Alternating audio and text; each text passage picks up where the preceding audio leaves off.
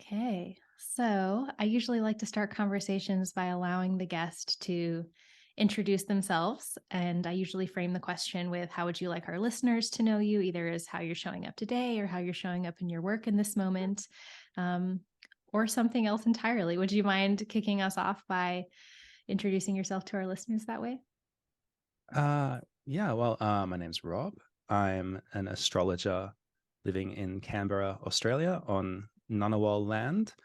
Uh, my focus is the revival and study of medieval astrology and how to bring those medieval techniques into the modern world and adapt them to help people today.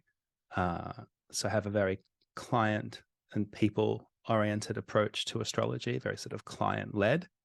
I guess you'd say I'm a consulting astrologer, so I do readings regularly. I'm also merging into this very exciting field of teaching astrology with my friend and colleague Chris Brennan, preparing a course on horary astrology, which is the branch of astrology that answers short and specific questions using the chart of the moment that the question is asked.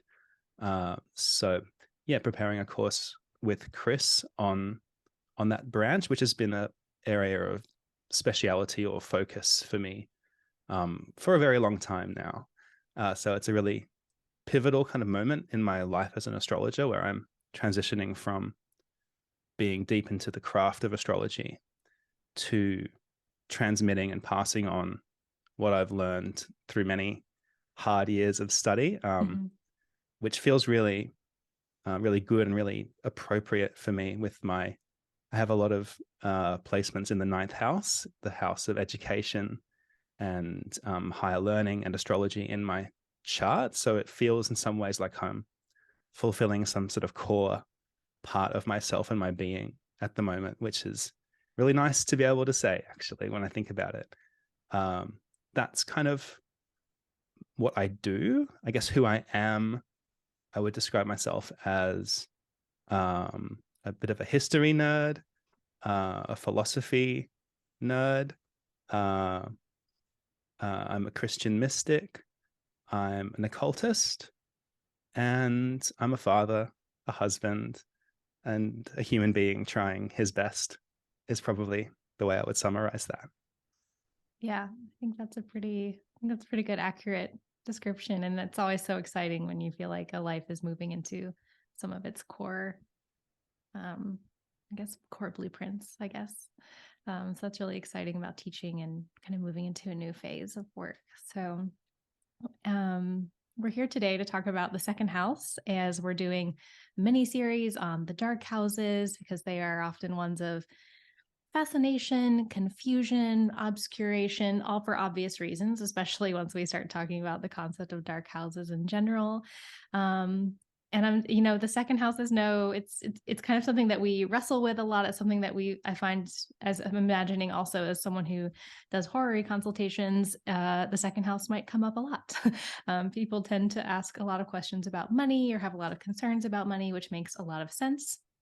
And while the second house isn't only money, it's definitely a place where we can start to dive into what that means for us and how we're supported in the world. So, thank you for being willing to grapple with that during this interview.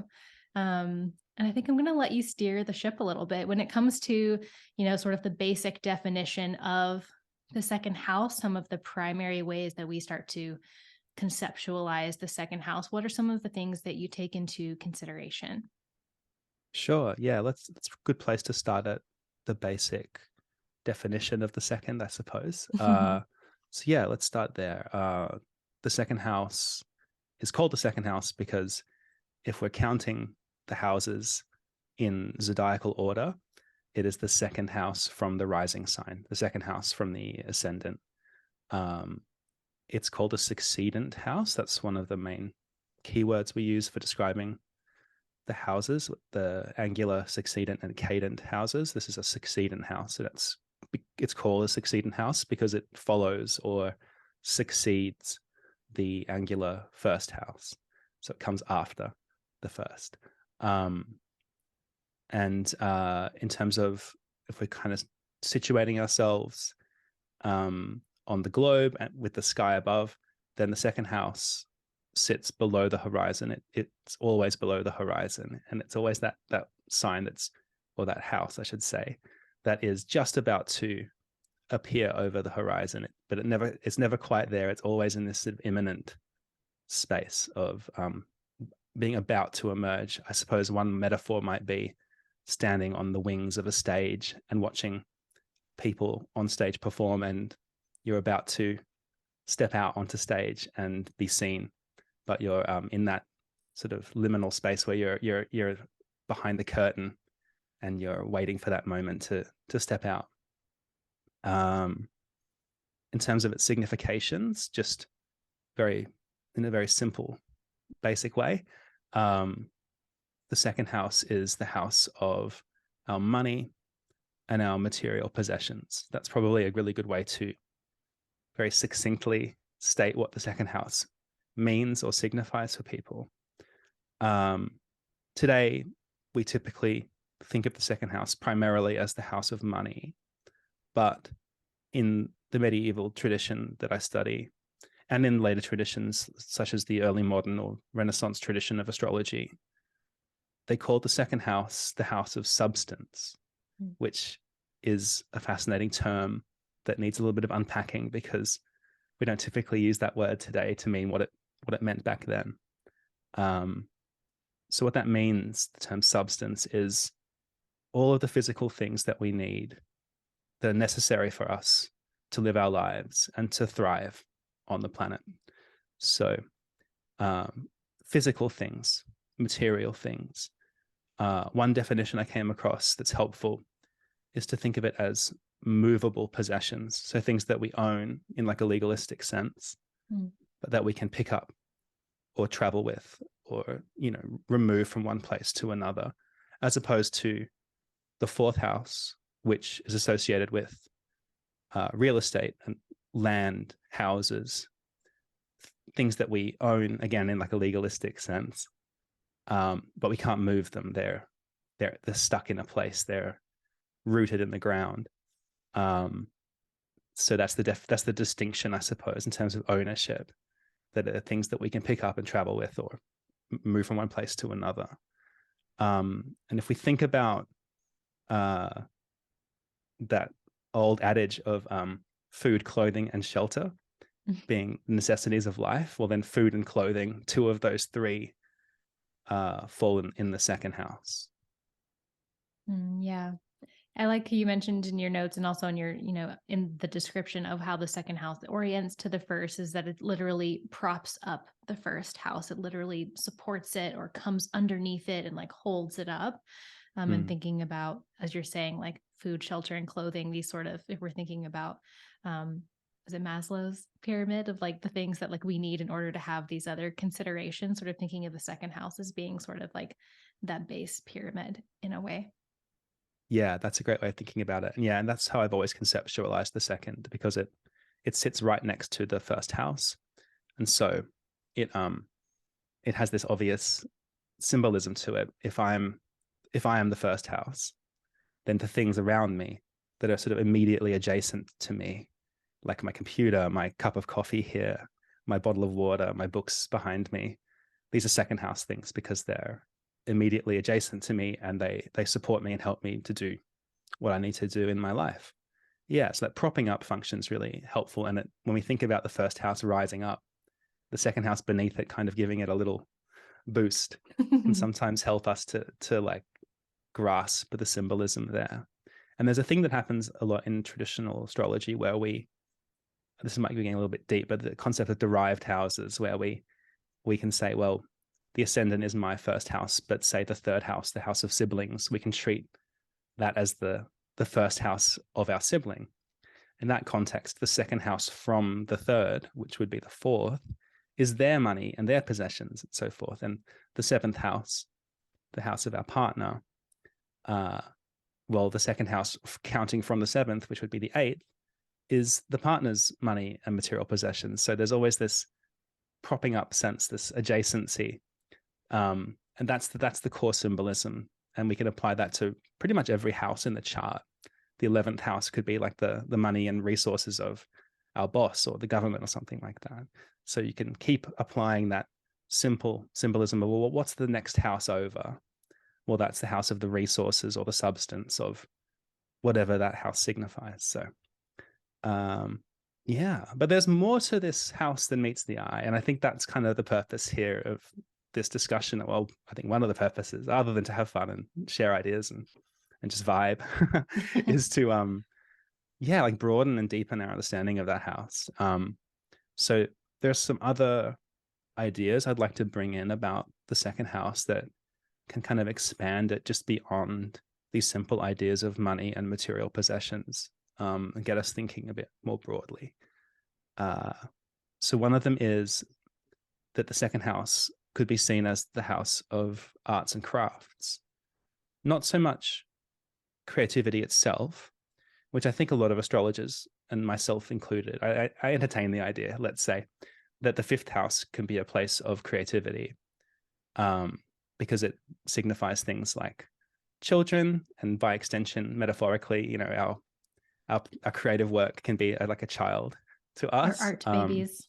Yes, exactly. Yeah. Putting your baby out in the world is often the way that writers and artists speak about their work. And because because the fifth house is the joy or rejoicing place of Venus, and we associate Venus with this generative or creative capability. But the second house is the actual output, I suppose, of our creative work. So creativity as a concept, I suppose, is the fifth house, but the actual physical thing that we make is the second house. So the book that we write is the second house. The painting that we've painted is the second house. The piece of clothing that we've, you know, sewn or woven is the second house. So I think it's an important place for people who are makers, I guess, or artisans, or people who create things of beauty or wonder. That also is a second house theme, I think.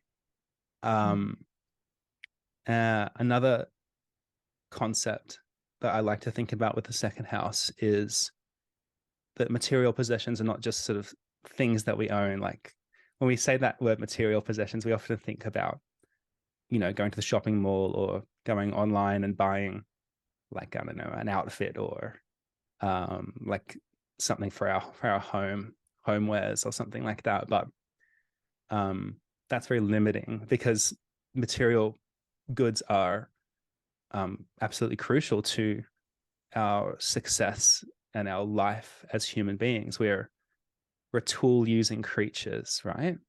It's one of the things that separates or distinguishes the human being from many other creatures. There are, of course, many other creatures that use tools as well, but it's one of our distinguishing characteristics is that we're tool using creatures. So the tools that we use, like the axe that we use to chop down the tree, or, you know, the frying pan that we use to cook our food, even the computer that you and I are using to communicate today, these are all tools, and they're all second house things, because they're, again, just physical material things that we use to fulfill our purpose. So technology is a second house thing as well. And then the last thing I think that we often don't think about with the second house is, and this comes out more in early modern astrology. So by early modern, I mean perhaps from around the 15th through to the 18th century CE. In that period of astrology, you often read in textbooks that the second house signifies our advisors, our confidants, our sidekicks. So the second house can also be people, if they have that propping up function, if they have that function of assisting us and giving us the ability to fulfill what we're trying to achieve. So in the 17th century astrologer William Lilly's textbook, Christian Astrology, he says that in suits of law, it signifies our friends or assistants.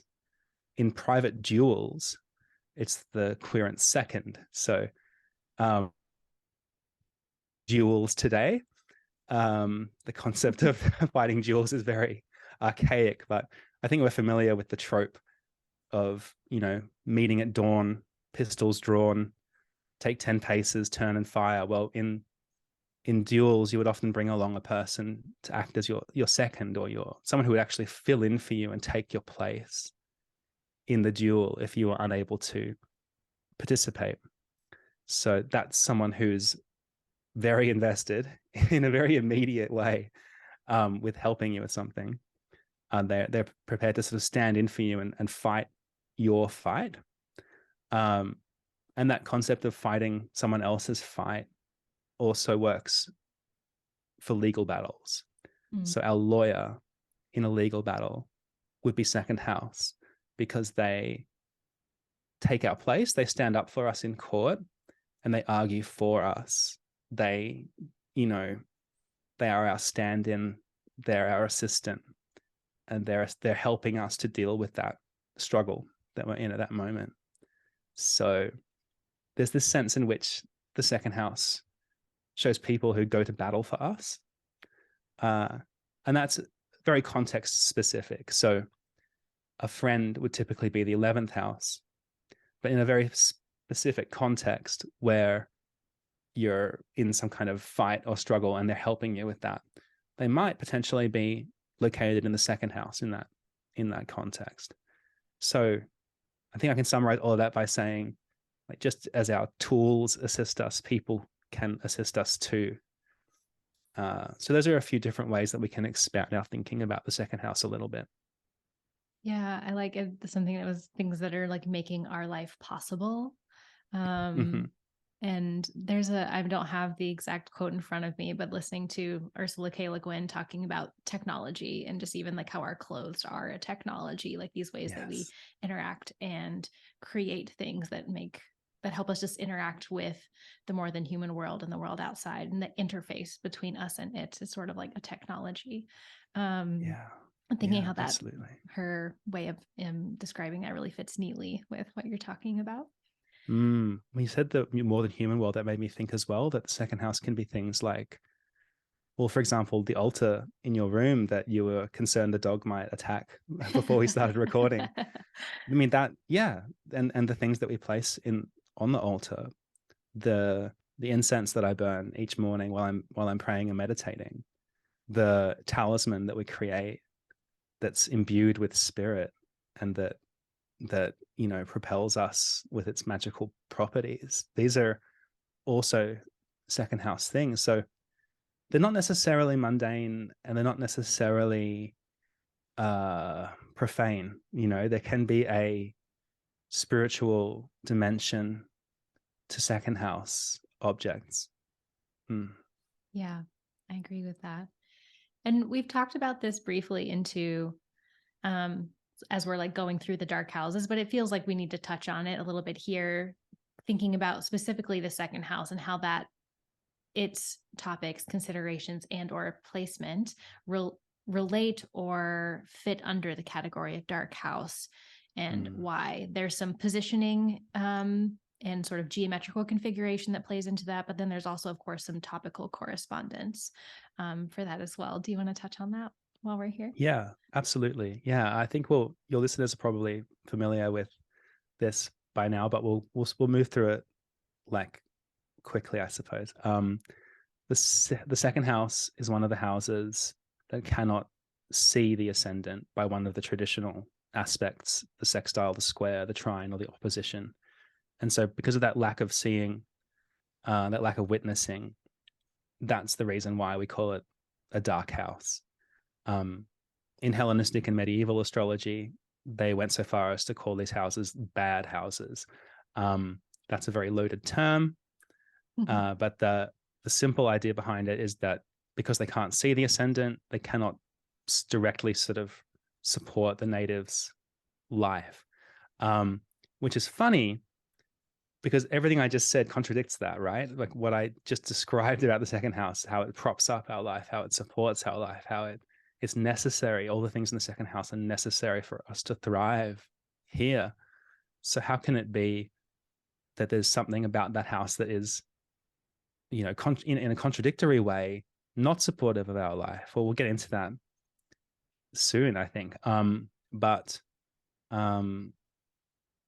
just from basic astrology, when planets are in one of the dark houses, they're considered to be, you know, weak or idle or inactive compared to planets that are in more prominent houses that can see the ascendants. That's a very important component here, is that sometimes when we talk about a house being dark or, you know, quote unquote bad or something like that, we're not talking about its significations necessarily.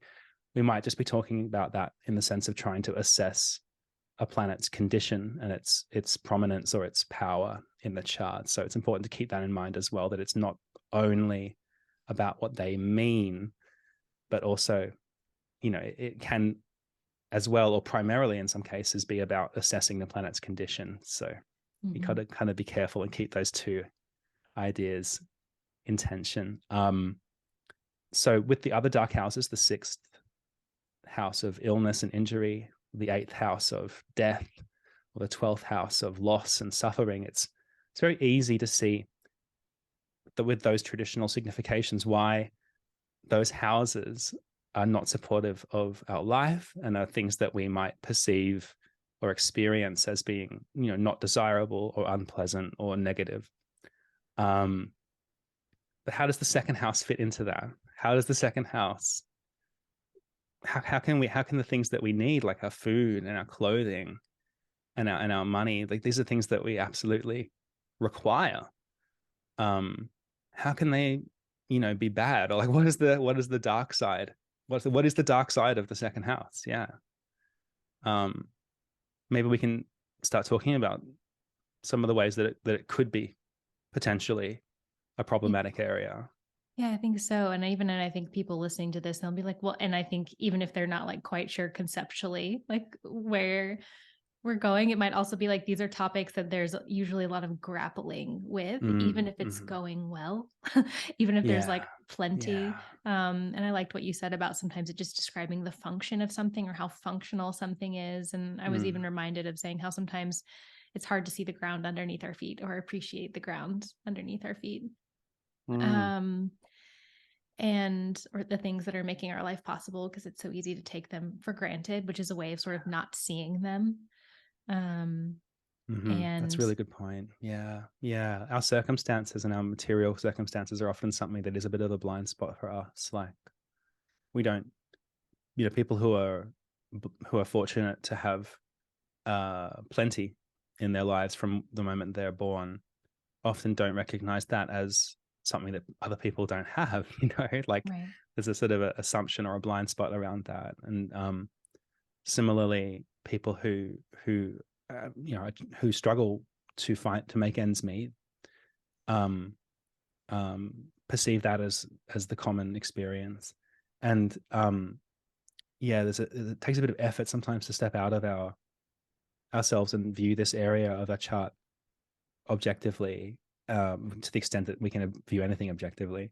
And that can be one of the challenge areas with the 2nd, for sure. Yeah, I liked what you said there.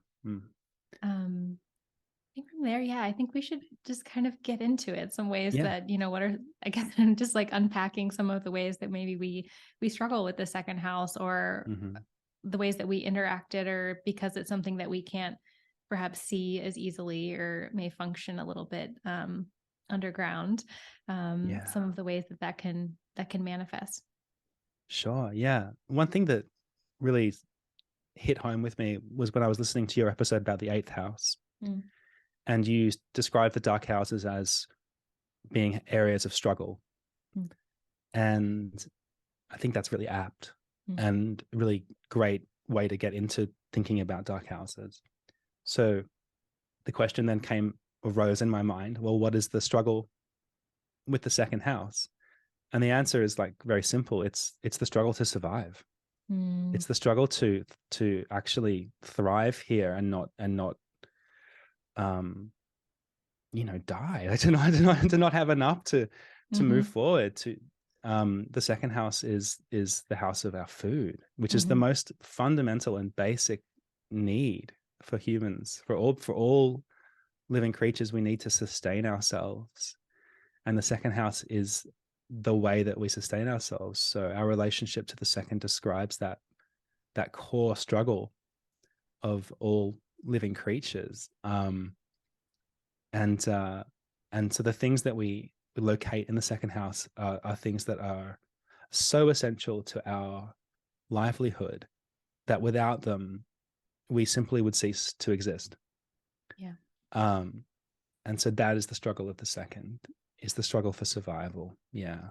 And there are two challenges or two struggles within that struggle for survival. There's two ways that we can struggle, I suppose. One is to struggle with having too little, and the other is struggling with having too much. Just the thought just occurred to me of the Notorious B.I.G. song, "Mo Money, Mo Problems," right? Like that. We sometimes some people feel that if they had the money that they don't have, that would solve all of their problems. But people who have an excess of money sometimes report, and I don't have that, so I can only go off their word. They sometimes report that actually it can create a new area of struggle, a new area of problems. So whether we have too little or too much, there can be challenges with the second house. So I think one of the things we're working for with the second house is to find a balance and to find equilibrium there, so that we are neither, struggling because we simply don't have what we need to survive, or struggling because we have too much. And what are we going to do with all of this? And finding a path through those two extremes is the kind of, I don't know if goal is the right word, but like it's something that we can seek for. Having said that, of course, we need to be careful about how we talk about this, because the reality is in our world that most people don't have enough. It's not a simple matter of, well, some people have plenty and some people have not enough, and like trying to make it into like a situation of equality when it's really not. We're in a very unequal place here. The distribution of wealth across the world is, it's very cruel. We have a very small amount of people who have far too much resources. Their second house is overflowing. And then we have the vast majority of people who are to a greater or lesser extent struggling to have enough. And there are people, and a great many people, in fact, who have so little that every day is a struggle, not just to maintain some sort of spiritual balance, but to actually survive, to actually live at all. And some statistics that I wanted to quote just to kind of center ourselves here that are a bit sobering. But according to World Vision, 9.2% of the world's population, about 689 million people, live in extreme poverty. So they're living on less than $1.90 US a day. Extreme poverty is centered in sub-Saharan Africa. About 40% of that region's people live on less than $1.90 a day. In the USA, there's a different measure for poverty. About 10.5% of people in the USA live in poverty. And in the US, the poverty line is $35.28 a day. And globally, across the world, 1.3 billion people, so that's about 17% of the world's population, live in what's known as multidimensional poverty. This is an important concept. So they may have more than that $1.90 a day, but they have no electricity, or they have no access to a toilet, or no clean drinking water. And, no one in their family has completed primary education. So there are these, beyond just the simple economics, there is a broader and more subtle or, insightful way of thinking about poverty beyond just how much money do you have.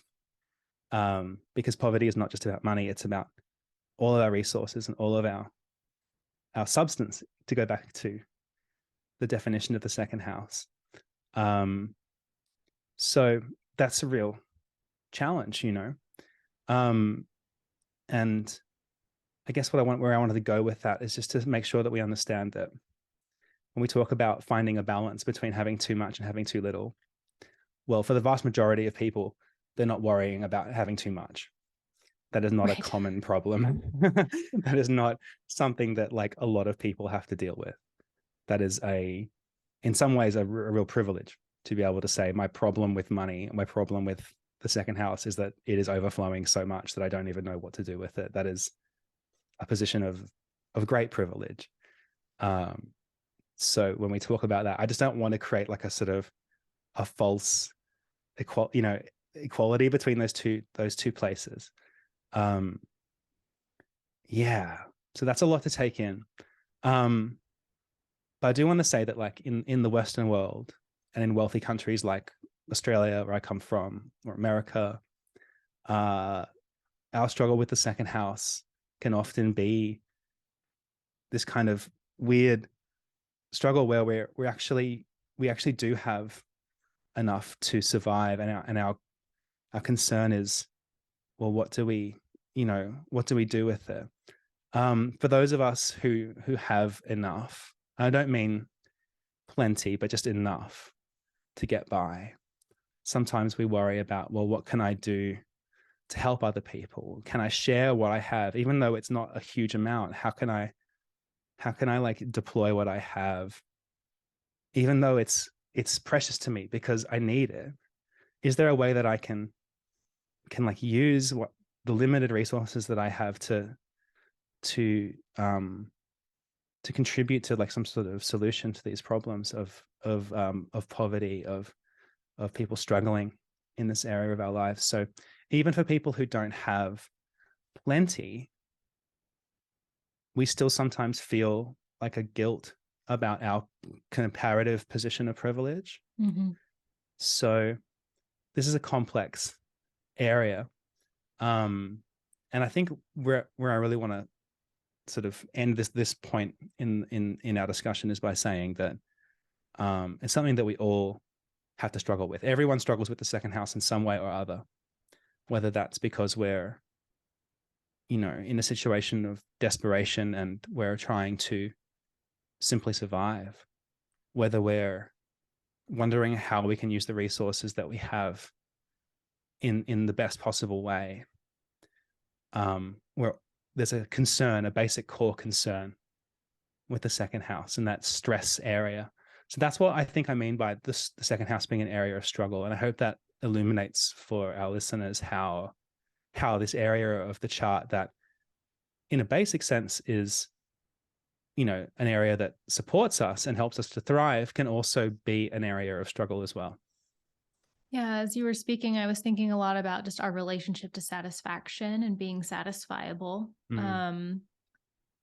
There's a podcast I listen to. It's about personal finance, but the way that the episode is structured is that he's talking to usually pairs of people that are in a coupled relationship.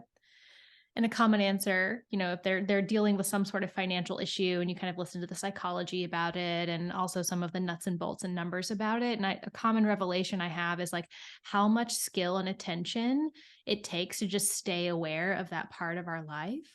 And then also like a common answer to like, well, what do you want to do about this issue? Is like, we'll make more money.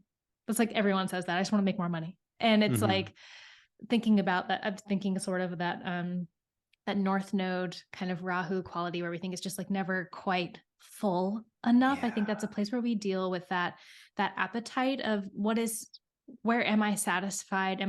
Do I have a limit set to where I can be satisfied?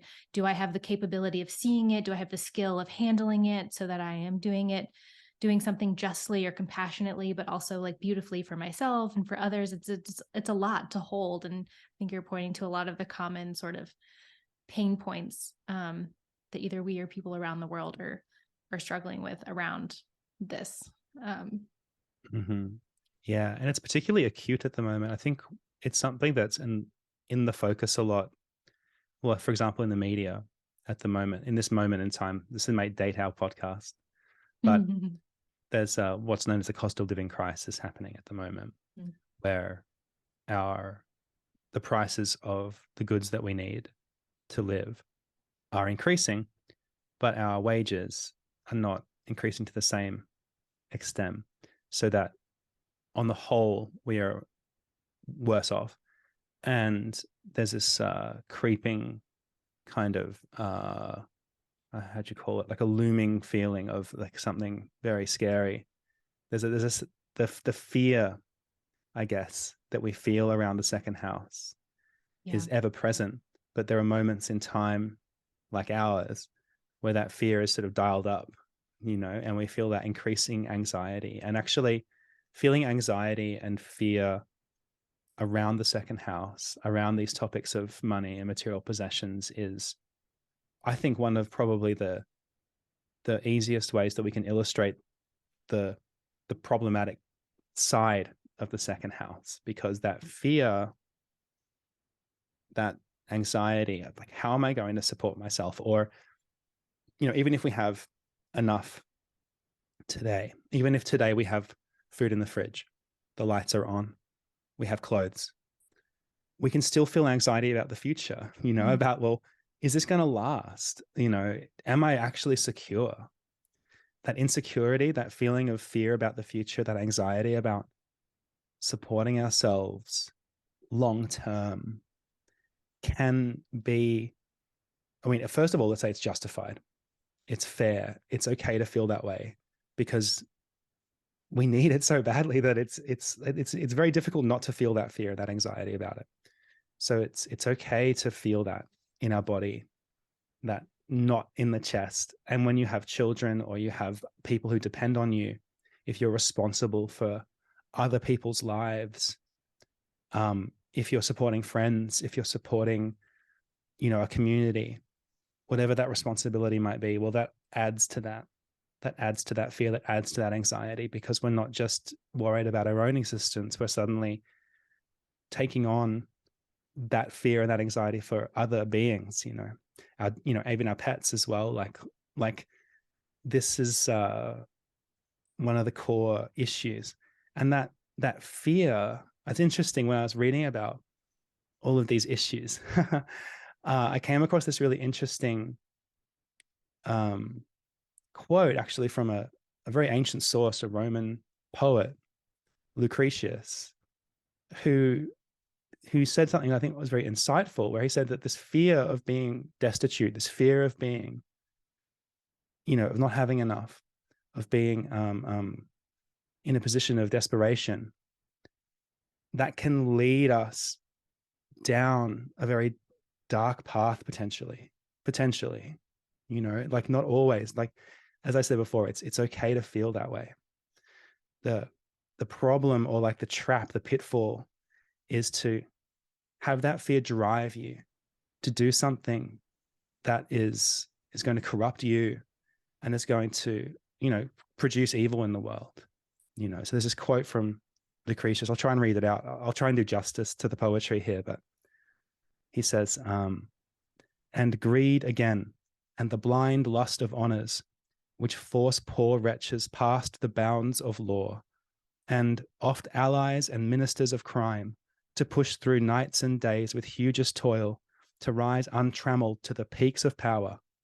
These wounds of life in no mean part are kept festering and open by this fright of death. So the fear of dying, essentially, the fear of being cast out into the street with nothing, can sometimes push us or drive us into behaviors that are not only going to corrupt ourselves, but also contribute to evil in the world, by making us, do things like steal or cheat or, lie, or do whatever it takes to get what we need. And while in some cases it is justifiable, there is a common story. I should share this. In Australia, the history of our country, of colonization in this country, is caught up in this narrative about the convict past. So the white settlers of this land have a narrative that the initial colonization of Australia was essentially the British government transporting convicts to Australia, criminals who were sentenced to their punishment was to live here. This is a place where we were sent to suffer.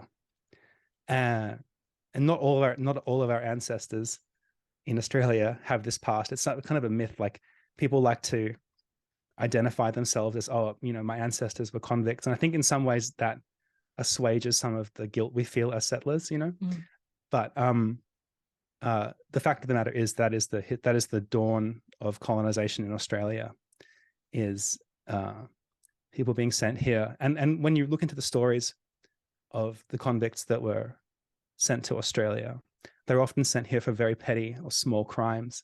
And the archetype or the trope that's most commonly used is, I stole bread to feed my family, and I was sent to Australia as punishment for that. And so what I want to say here is that, crime is like a human construct, and sometimes we need to breach the laws that are created by human beings in order to survive. And that's not something that I want to, condemn. But simply to say this, that sometimes that fear of not having enough can drive us to do things that are going to hurt other people and hurt our own character in a way. One thing that I thought of when I was preparing for this was if we cast our minds back to early 2020 and the early phase of the pandemic, the phenomenon of like panic buying, where people would go out and strip supermarket shelves clean. And this is, I think, a common phenomenon across the Western world. Like, the first world was the lack of toilet paper in supermarkets. It's just one example of the way that the fear that we have can drive us to purchase and just hoard things because we're afraid of not having enough. I recall going to my neighbor's house in 2020, just visiting him because we were friendly. And he opened up his garage because he wanted to get something out of there. And on the shelves, he had a shelving set up in the back of his garage, and it was just lined with toilet paper, canned food, all this stuff. He had like a treasure trove in there.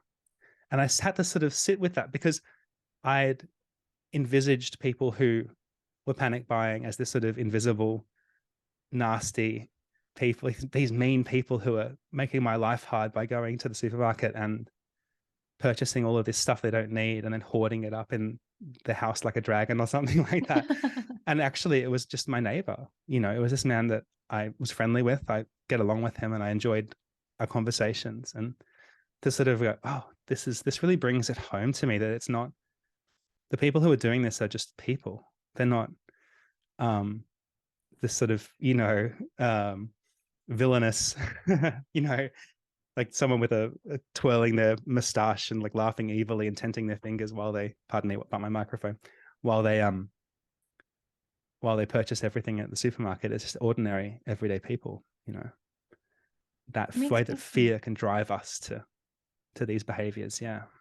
It makes me think too about how, it's been in actually quite recent history that we have like that humans are not utterly directly dependent on the place where they live for their survival. I'm thinking, for most of humanity's existence, there's been more of like a foraging. There's been a mobility to how we survive and a very directness related to the land itself.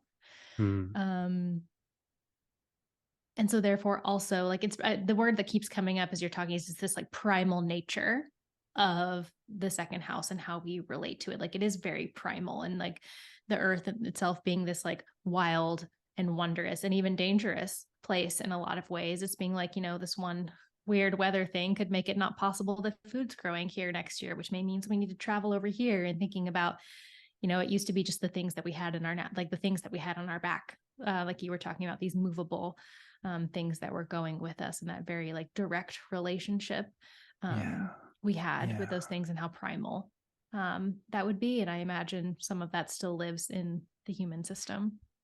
Yeah, that's right. Yeah, that kind of the memory in our cells, in our DNA, almost that pushes us forwards. Yeah, I like what you're saying there, and it made me think about something I came across while I was researching this as well. I was reading up about one of our chart examples, which you might get into towards the end of the podcast, but to sort of, I suppose, give the game away, I was reading up about the means of production and this concept of the means of production. Today we have a capitalist means of production. So, and what that means essentially is that the goods that we need to live, the second house stuff, is produced in factories or in plants or in farming that is owned by private individuals, right? But in the past, the means of production was literally the soil and a shovel in our hand. Most of our goods came in a very direct way from the natural world, in a way that we could know intimately. And we are disconnected today from that intimate connection between the clothes we wear, the food that we consume, and the tools and the household goods that we have. We used to understand more deeply where that stuff came from. We used to see it and witness it more, and we were more involved in it. Whereas now we're kind of alienated in a way from the source of the second house stuff. And that alienation is also another like factor in some of the struggles and problems that we have in the modern world with the second house. And some of the, maybe this is a good segue into like one of my other things I wanted to touch upon, which is like an ecological perspective on the second house, because I think that alienation from the source of our second house materials is, it really signposts or points the way to some of the ecological problems that we're having, in our world today. So for example, like this occurred to me while I was preparing for the episode, and it inspired me so much that I wrote a lot about it in our notes. That in many ways, the climate crisis and the threat of environmental disaster, they are kind of, at least in part, bound up in second house issues, second house themes. For example, the very depressing reality of plastics pollution in our oceans, and in on land, is brought about to a large extent by what I just talked about, the alienation from the way that we produce our goods, and also the consumerism of our society, where we're sort of encouraged in a sort of sometimes in a very overt and sometimes in covert ways to keep on purchasing things, keep on acquiring things, because that is sort of the machinery by which the way that we have structured our society. The way that people have structured our society is that constantly acquiring goods and exchanging goods for money kind of drives that machine forward. And for various reasons that are complex and probably too much to go into in a relatively short podcast, that creates a lot of waste, and it creates a lot of the byproducts like packaging or goods that are not meant to last very long. What's that term? Built-in obsolescence, goods that are designed to only last a little while, and then we end up throwing them away. The packaging that we use is usually, unfortunately, still today, like mostly plastic packaging, which we discard because we have no use for it, and then it it sits around for millions of years, cluttering up the earth. Then we have phenomenons like fast fashion, for example, where the production of clothes in terrible conditions by people working in sweatshops or underpaid or exposed to inhumane and unsafe working conditions, that the cruelty of that process produces a product that's very cheap. And to some extent, that cost, the low cost of those very cheaply produced clothes, is factored into our wages and our income, such that we're almost being pushed or forced into participating in that system and purchasing the cheapest possible clothing that we can find, the cheapest possible footwear, etc. And we're perpetuating this cycle where we're casting off the clothes that only last a little while because they're very cheaply made into landfill. And so we can see the ways that our relationship with the second house, material goods that we need, and the money that we need, through many twists and turns of history and culture and society, has led us to this place where we're seemingly stuck in this cycle of abuse of the planet, and we're contributing to the death of, this is so sad, but it's like the death of the beautiful ecology around us that birthed us, that we live as part of. We are ourselves part of this ecosystem. We are also agents of its destruction. And it's one of the greatest sadnesses that I think many of us bear with us every day, and that we struggle with every day. And as a father, I look at my little daughter who's only 8 years old, and I think about the future that she has and the world that we're creating. And it does make me feel tears, even as I speak, are welling up in my eyes when I think about this. And it comes down to themes and issues that are connected to the second house. So this is another aspect of the second house in our modern world that is problematic, that is a struggle, that is difficult. So this is another avenue or lens by which we can see the dark side of the second house. Yeah, I was thinking too about how, talking about like just the materials, the packaging, the overwhelming amount of waste, or trash, I should say. Whereas when we think about just the way the earth is set up, there is no such thing as trash in and of itself, but something that humans have made. But if you're like privileged enough, that trash is something that gets taken away from your house and then just deposited somewhere that you cannot see. It's like literally like hidden underground, or it's, and now, but it sort of like seeps in. Right now there's so much plastic in the water that like it's kind of just becoming everywhere. It's in the rain, it's in the drinking water. It's just and just the relationship that we've created between like this creation of extreme poverty in one area to make something that can be super cheap, but then you also have to be like relatively privileged in order to have the power to make a choice that doesn't require you to buy the cheap thing. Like it's such a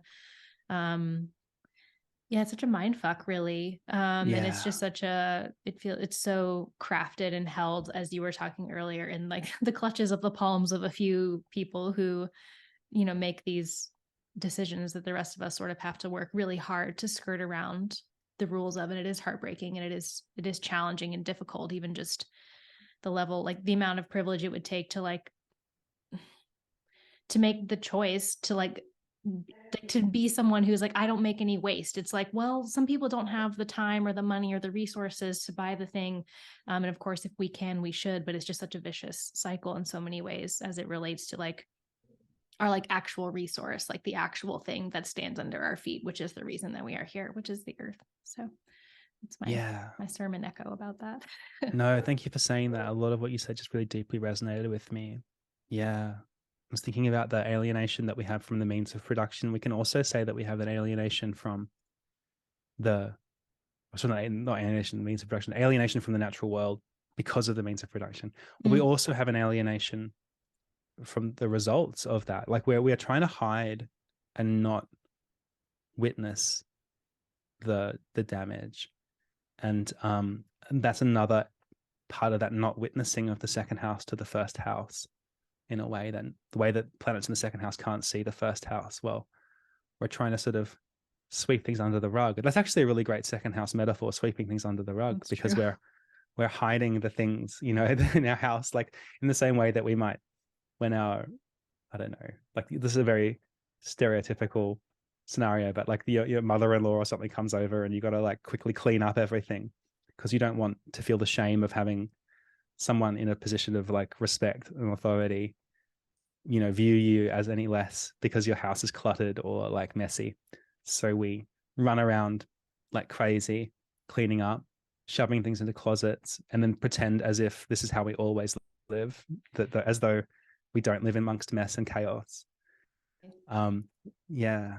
Yeah, or even just the way that there's so much like it's so rare that talking about money has any level of like ease. Like it's pretty trigger heavy topic for most people in a person. Like you're not casually sitting around the dinner table with friends and suddenly everyone's like, let's talk about money and how much money I make. And this is what like nobody's really getting into the specifics of like what that actually means. It's usually couched in a lot of shame or insecurity or keeping up with the Joneses. Like it's got a lot of it's not something that's usually like visible in a lot of our relationships or our interpersonal dynamics or conversations. And that it's not always reflective of like the actual like spreadsheet reality, right? Like there's so many like feelings that can kind of like shroud it or get in the way of like honesty or brightness around it, I think. There's a weird thing that happens in the private sector in Australia where we negotiate our wages, so like you might have when you apply for a job, someone will sit there and ask you, well, how much would you like? Wow. Which is such a, and we are supposed to answer that from a position of ignorance, of not knowing what other people, wow. sort of, so you might get a lot of disparity where people working in the same level, doing the same kinds of tasks at a firm, and yet one person is paid, $10,000-$20,000 a year more than another person, purely because they didn't they didn't set the bar high enough. They weren't bold enough to kind of ask for more. And the way that these conversations and these things are kind of taboo and they're kept secret, they're kept behind closed doors. Yes, like everything you talked about, like we don't talk about it at the dinner table. We also don't talk about it in the workplace, where one would think that would be a very important conversation to have. So yeah, for sure. It's like, yeah, it's a taboo area in the same way that the 8th house is the taboo area, in the same way that the 12th is a taboo area. Like, we don't talk about things like mental health. We don't talk about things like what we're suffering, what we're dealing with, what is making us feel misery. Mm-hmm. People ask us, how are you going? And we say, oh, I'm fine. Right. Similarly, we're never like, I feel like God abandoned me. And yeah. like no one's ever like responding with like the depths of their dark nights. Yeah, exactly. Yeah. So the second house also has that taboo feeling to it. Yeah. That's deep. I love deep things. I do as well. One thing I wanted to just quickly touch on, as I feel like I want to transition into talking about some of the chart examples. Perfect. Was perhaps we can elevate a little bit out of the depths of despair of the ecological disaster that's sort of creeping up on us. That we can, possibly still avert, but I want to let's try and like elevate a little bit. I wanted to talk, perhaps, spend a little bit of time about this concept of like ethics and spirituality and how those topics can relate to the second house, because we've spent a lot of time now talking about greed and poverty and so forth, and what those issues kind of crystallize for us is that our relationship with the second house is, there's a crucial ethical component to that. And there's also, to some extent, like a spiritual component to it as well, to the extent that if we're spiritual people, then in some ways everything is spiritual. We can't separate or carve out, this area of my life is where the spirituality happens over here, and then over here, this is the mundane part where it's not spiritual. I think the mindset of someone who engages with spirit, who engages with the divine, to some extent, is that everything has a spiritual component, everything has a divine component, and that our actions, whether they're at the altar or in church or at the mosque or, in meditation, they have spiritual consequences, but also our daily decisions and our everyday activities also have a spiritual dimension and a spiritual consequence that ripples out through our lives. And the second house is one of those areas where the decisions we make, even though they may seem mundane, they may seem trivial, or, about as like being in the supermarket might feel about as far from a spiritual experience as you can possibly get. But yet in that experience of like strolling the aisles and considering what to bring home, there can be an ethical component there. And I think one thing that's really fascinating that's arisen in the last 30 years or so is this concept of ethical consumption, of bringing philosophy and bringing our sense of right and wrong and our sense of, justice, these other concepts, with us when we engage with consumer culture and capitalism and the marketplace. Because the choices that we make in that interaction, they're no longer just an aesthetic or like a social component. We're not just thinking about,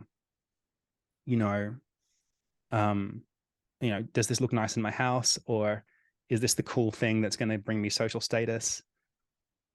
We're also thinking about what's the impact of this on the planet. Now, that's not to put let's be clear here, let's not put all of the responsibility for solving these ecological problems on the everyday person in the supermarket, because as we know, that's the root causes of these problems are societal and systemic, and they're rooted deep, and to a large extent the responsibility and the place of change must come from the top as well as from the bottom. It cannot simply be a bottom-up solution. Having said that, there is impact in the choices that we make, and so I think there is a growing consciousness and awareness of that impact, and people are talking about it more. People are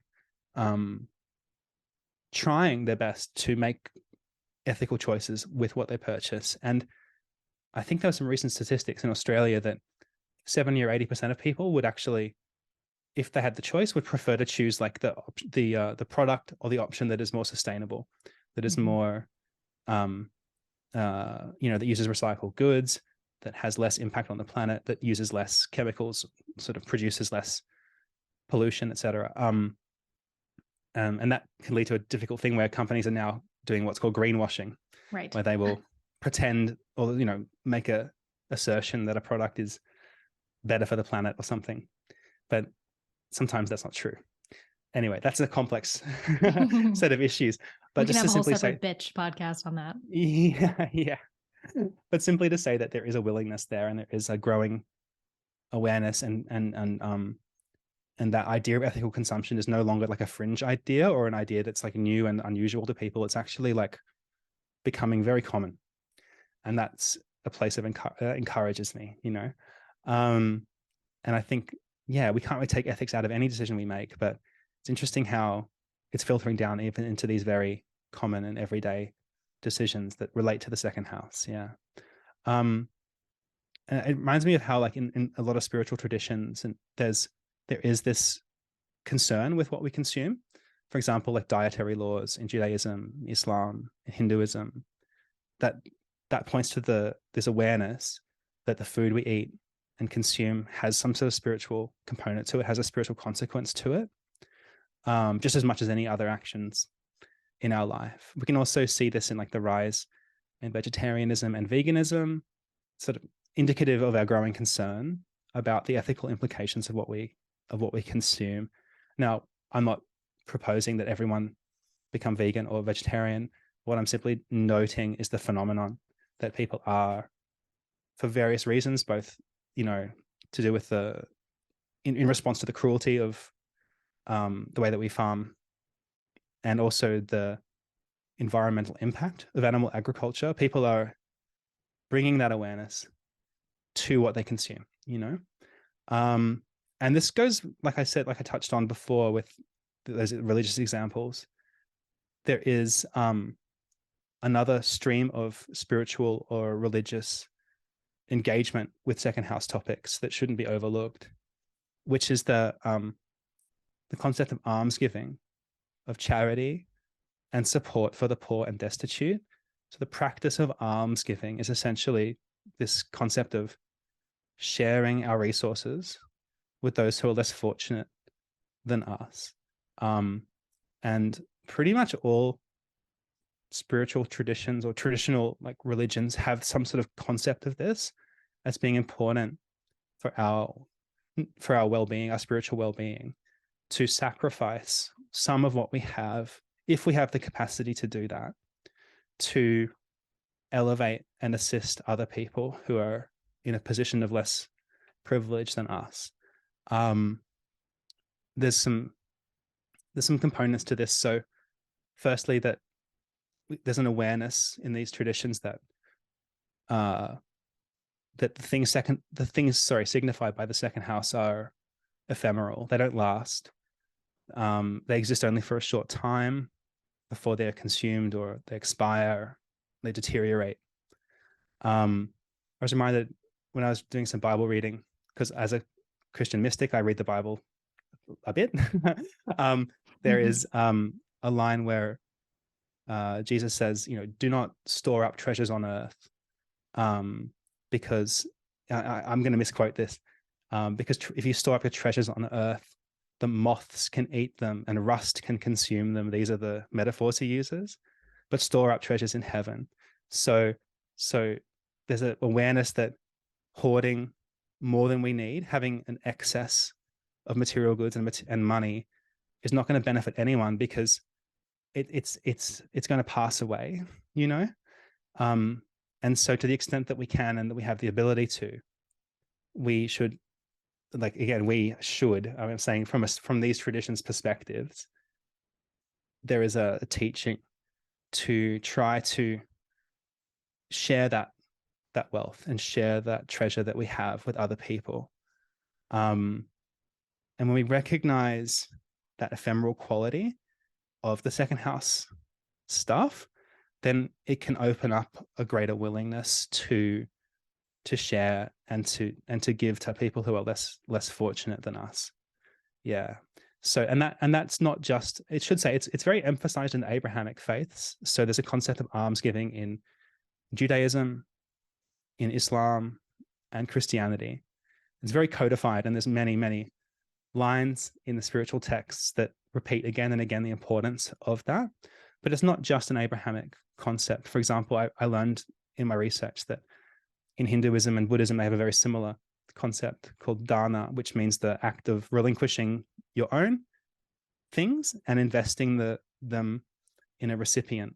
And the important part is without expecting anything in return for it. So it's an act of freely giving something away without expecting it to be reciprocated, without expecting any return. So we're not giving someone something and saying, well, now you owe me. That concept of debt is not present in almsgiving. It's about relinquishing something, not doing it to receive anything in return, whether that's, a payback, but also we're not expecting to receive status from that either. We're not trying to do it to be praised or to be recognized as a charitable person. We're not trying to get social repayment for it. We're doing it just purely because we have the capacity and we have compassion to another being. And that's why we want to relinquish some of what we have as a way of helping other people, number one, but also number two, kind of working on that core fear we have that I mentioned earlier. Like, it's a way of working against that fear and trying to grapple with that fear, understand it and feel it, but also say that you're not going to control me. This fear I feel is not going to dominate my life, and it's not going to be the driving force in my life to the extent that we can. Again, that's the important point, is that people who have the means to give alms, in these traditions, are encouraged. However, if you literally cannot do that, then there is no, then of course that obligation passes away. There was another story in the Bible of, the old woman who comes up and gives just one little copper coin into the alms box, and she gets criticized for not giving enough. But then Jesus says some words to the effect, well, for her, that is a huge amount of money, So we give according to our means, essentially, in this concept of almsgiving. And I think where I'm going with that is not to stand here and preach and tell people that you have to adopt this as a spiritual practice. Far be it from me to do that. What I'm doing is just pointing out the fact that in these traditions, there is a emphasis and an awareness that our relationship to second house topics has a spiritual component to it. And so that's another lens by which we can look at the second house, is how is my relationship to the second house impacting my spiritual well-being? What is my spiritual practice in relation to the second house? How is that relationship informed by my spiritual or religious path? And that can open up another dimension and a way of thinking about the second house beyond simply, oh, it's my money and it's my stuff. Right. So, yeah. Right. Thank you for sharing all of that and for just thinking through all of it and sharing really graciously with that. Do you want to look at some charts? Yeah, let's do that. I think that'd be a good way to sort of move out of the conceptual and into some practical astrology and show people how the second house shows up in some real life examples. Awesome. Yeah. Do you, which would you like to I feel like I set them out in some kind of order, but as I'm looking at it, I'm like, maybe I did. Oh yeah, I think there was a sense here. Let's follow them in order. So one of the ones I wanted to show first, and we'll just run through them quickly, is the chart of the talk show host, Jay Leno. He's retired now, but he was in the 90s and 2000s extremely famous, and had one of the biggest talk shows in America, and it was broadcast all around the world. I think it's The Tonight Show with Jay Leno. And I'm not a massive fan of the guy, like personally, or his comedy or anything, but he's a great second house example because if you look at his chart, we have a night chart with Aquarius rising, and then we have Jupiter and Venus placed in the second house, Pisces. Wow. So Pisces, for those who don't know, is a very happy place for Jupiter and Venus because it's the domicile or the house of Jupiter, and it's also the exaltation of Venus. And having both of those quote unquote benefic or good planets in the second house, one would think would provide a lot of fortune or place a lot of emphasis in any regard on the second house. And one of the things that's interesting about Jay Leno, apart from being, famous and well off because of his success, is that he's well known for being a massive collector of cars and motorbikes. Like sort of one of the most extreme examples of someone who's obsessed with cars. Wow. So I read that he owns around 180 cars and around 160 motorbikes. Which is crazy. Apparently that he says that number fluctuates though, because he's kind of always buying and selling and, so it goes up and down, but that is by anyone's count, like a truly excessive amount of cars. So I love that example because it just shows how that second house theme of just material possessions just really jumps out with Jay Leno's chart, with both of those benefic planets supercharged in the second house. He has way too many cars, way too many. But that's his prerogative. I mean, I'm not going to sit here and like necessarily judge him for that, but I just wanted to mention it because it's so funny how literal the astrology can be sometimes. Right. And where we have these two, like another way of thinking, like the benefic planets is like they're saying yes to things, and we have just like a lot of capable yes happening. It's like, do you want the car? Yes. It's like the answer is just always yes. Should I have more? Yes. So which also just feels very his personality from what little I know of him as being a child of the 90s. Yeah. I think a lot of us grew up with him on TV, and it's just funny to see, that component of his personality coming through so clearly in the little bit of knowledge of traditional astrology would look at that and think, this guy's probably got a lot of stuff or a lot of money, and that would be very accurate. Yeah, for sure. Yeah. The next chart I wanted to talk about, which is a figure that I think probably many people probably aren't as familiar with, but he was very famous in the 20th century, was Farouk, who was the last king of Egypt. So he was the king of Egypt, born in 1920, and he ruled Egypt from 1937 to 1952. But he was forced to abdicate the throne when the Egyptian Arab Republic was declared in 1953. So if we look at his chart, he has a night chart, again, Libra rising.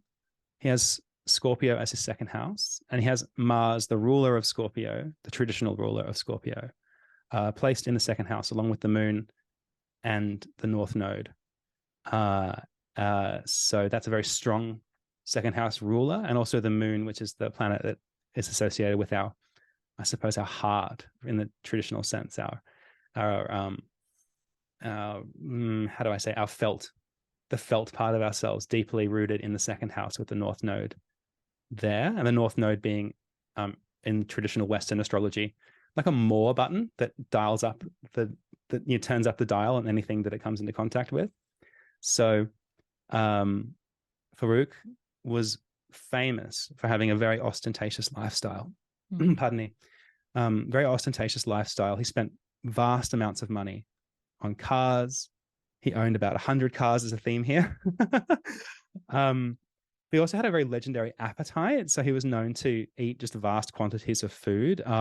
Apparently, he's said to have begun his day with a breakfast of 30 eggs, toast, and he would follow that with lobster, steak, or lamb. And after dinner, he would dine on caviar and ice cream.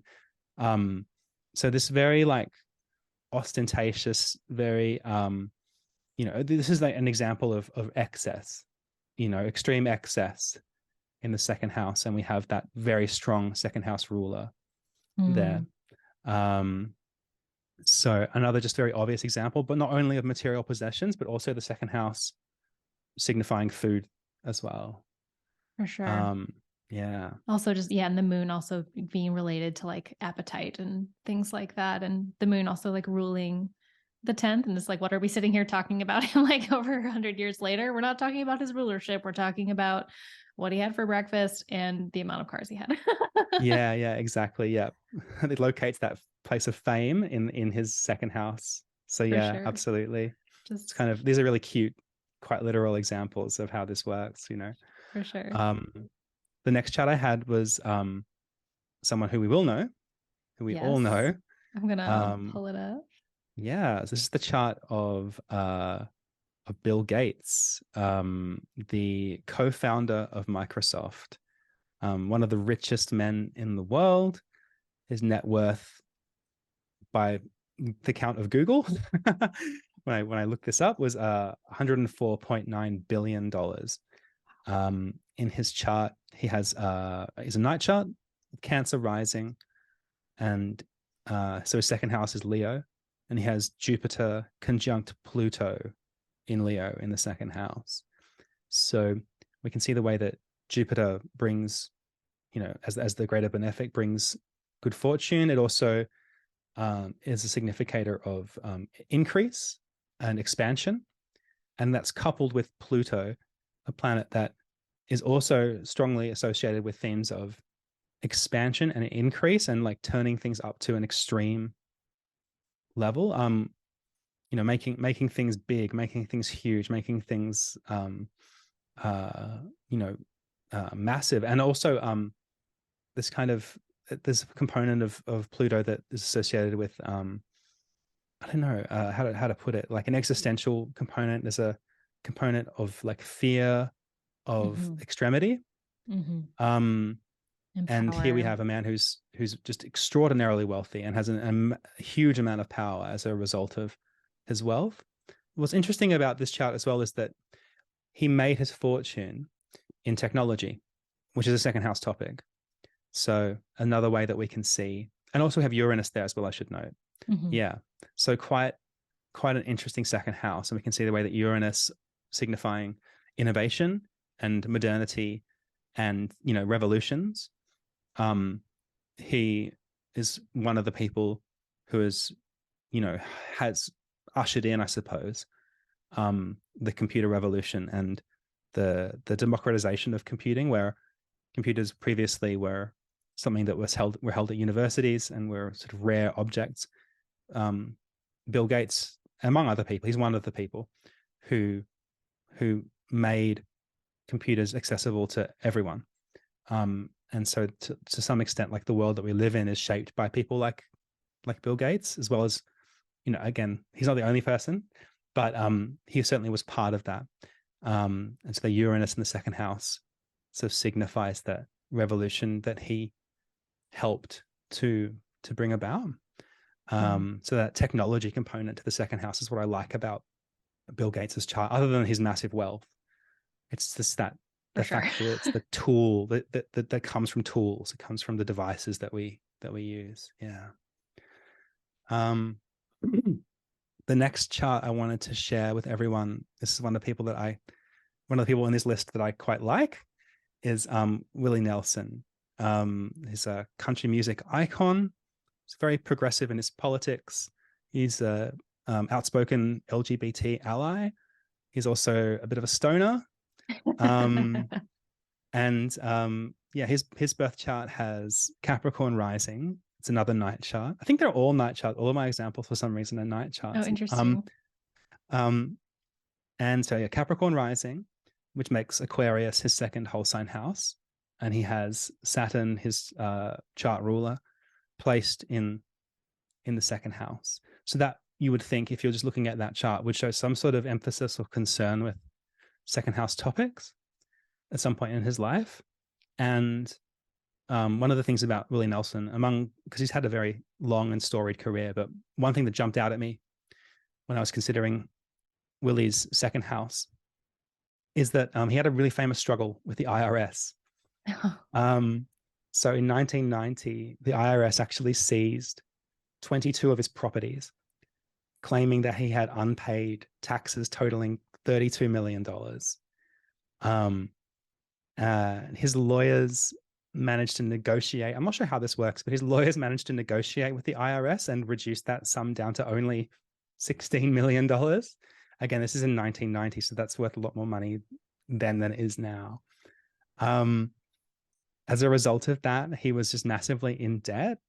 To try and deal with that, he released a double album called The IRS Tapes, Who'll Buy My Memories? And all the profits from the sales of that album went to the IRS to pay off his tax debt. Wow. Eventually, he managed to get out of debt. He ended up suing his accountants, Price Waterhouse, and settled for an undisclosed sum of money. We assume probably enough to pay off the debt, because by 1993 he'd paid off the debt. But it was a really it was quite, it was reported a lot when that happened to him, and it's one of those defining sort of moments in his life.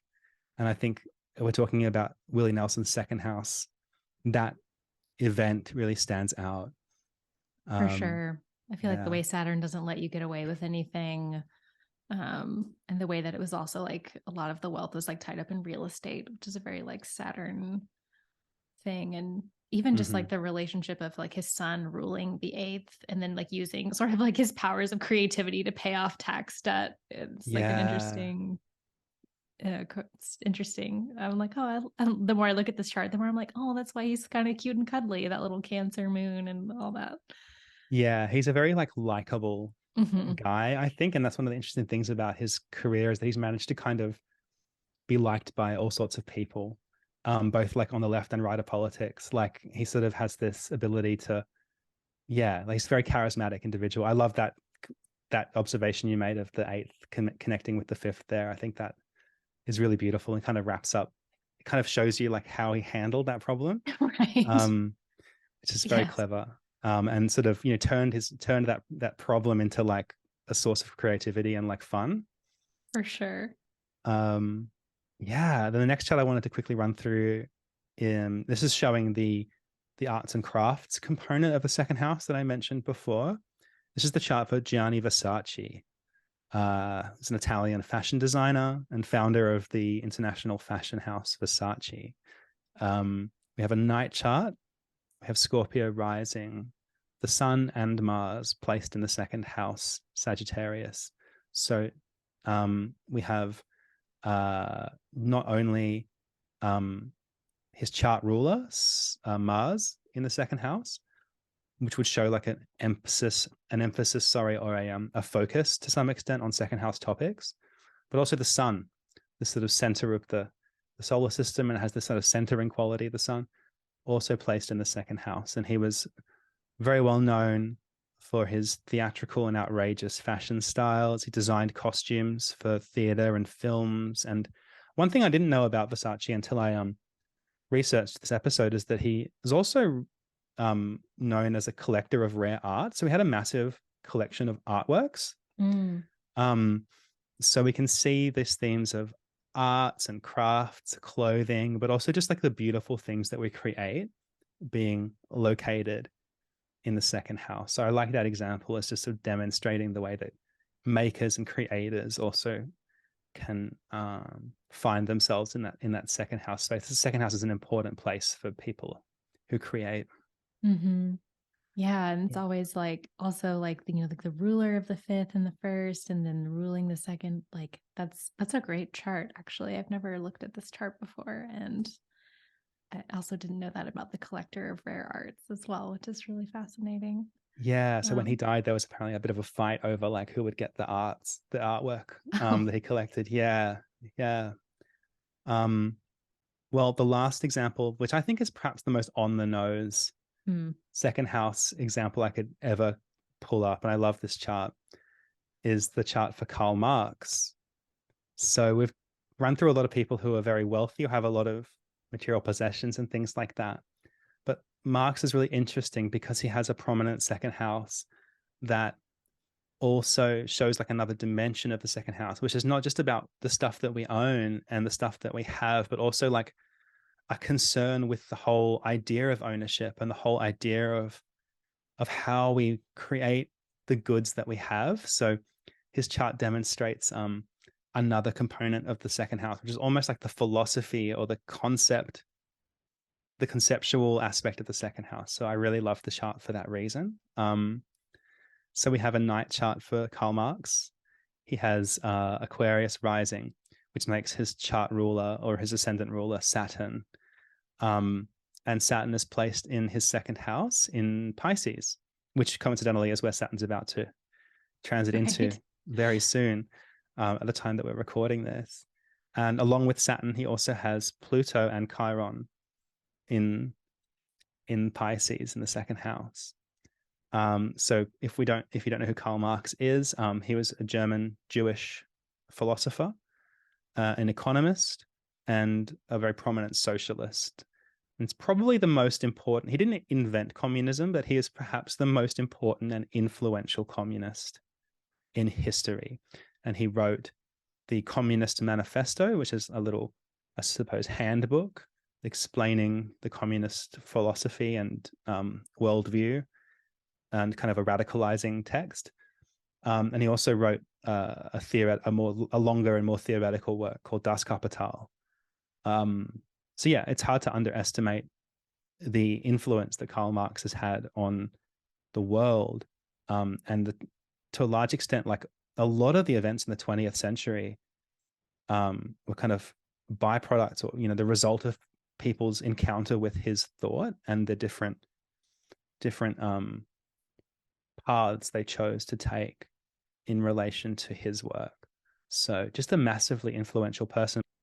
So what I really like is that with what Saturn signifies in its core significations is, realism, seriousness, also signifies deep thought and contemplation, and so there's a person who is taking a very serious and deep approach to the second house, and his philosophy in many ways is centered on the societal structures that are connected to the second house. So his one of his core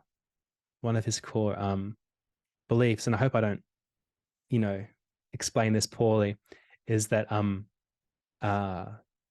of the problems we face in our society, in our world, is that the means of production, which means the things that produce the goods that we need, are owned by private individuals, very few private individuals, and the wealth that is generated from that means of production is concentrated in very few people. And the revolutionary stance he took was that those means of production, for example, factories and farms and land, all the sort of things that I suppose we could locate them in the fourth house, really, that are owned by the very few and used to produce the goods that we need in our society. That the ownership of the means of production should be with the people, and that's a very revolutionary stance to take. And so we can see the way that his thought and his philosophy and what he's known for is very much like centered around the topics of the second house. So I really like the fact that we've got Pluto there, we've got Saturn there, we've also got Chiron there. So there's perhaps, I don't really work with Chiron much, but you can perhaps see how some of the dimensions of Chiron, this idea of healing, etc., can come in with Marx's philosophy in the second house. And so there's a revolutionary component, Pluto, there's deep thought, Saturn, there's also this concern with trying to sort of fix this in some way, which is perhaps the Chiron component. The other part I wanted to mention is when I talked about the fourth house, land and real estate and things like that being another one area of his concern. We can see all those fourth house placements there, the moon, the sun, and Venus as well. So a great chart that when you look at it, it'll just make you laugh astrologically, because of course Marx has his chart ruler in the second house. But I think some of the significations of the planets that are placed there sort of speaks to or illustrates or seems to sort of symbolically resonate with the components of his philosophy. Yeah, for sure. Thank you for bringing that in. As we kind of wrap up our conversation and our time, is there anything that you feel like you'd like to share that you feel like I didn't make room or space for before we hear about all your links and things? Look, I think it was a pretty wide-ranging conversation, and I think we kind of hit on pretty much everything that I wanted to touch upon. So yeah, thank you for holding space for me to kind of mount the pulpit, so to speak, and talk about these things. But I became increasingly passionate about it as I was researching these topics, and so I've been really excited to share my ideas, and it's great to have this opportunity. So thank you for having me on. It's a real privilege, and I feel very grateful to you for inviting me. It's totally my pleasure. If our listeners would like to stay in touch with you, with your work, sort of be in your internet metaverse, where could they find out more about you or stay in touch? Yeah, okay, good question. Yeah, so I have a website, which is oldschoolastrology.com, all one word. And that's where I have my blog and links to the readings and offerings that I have at the moment. Currently, I'm not doing birth chart readings. I'm only doing horary astrology readings. And the reason for that is that I am taking time away from my consulting work to focus on the course that I'm preparing with Chris Brennan that I mentioned before. So that course is actually available for sale now for early entry, because we're actually doing this unusual thing where we're working on it as we go. We're updating his old horary astrology course with new video lectures and new content as we record it. The new lectures appear on the website. And until we've finished that process, the course is very cheap because it's a sort of a half-finished product available for early access. So it's actually only $200 right now to get access to that course. Once we've finished doing that work, the course will increase in price. So I suppose if I wanted to be a salesperson, I would say that like you can get in now and you can get access to the content for a lower price, and you can get grandfathered into the full course once we've finished. But so that's another area where you can access my work. I'm also very active on Twitter, and my Twitter account is at Old School Astro. Those are probably the main ways that you can follow me and get to know more about me and my work. And if you'd like me to do astrology work for you, then the website is there. Yeah. Awesome. Well, thank you for sharing all of that. I'll be sure all the links and everything that you talked about will be in the show notes. If you're listening, be sure to also check out the show notes if you'd like more kind of direct clickable access to all of those things. And Rob, thank you so much for coming on. I really enjoyed kind of hosting and this conversation with you, and appreciate for sharing all your perspectives and ideas on what can be a really tricky and difficult topic. So thank you so much for bringing so much care to it. No, thank you, Mary Grace. It's been great.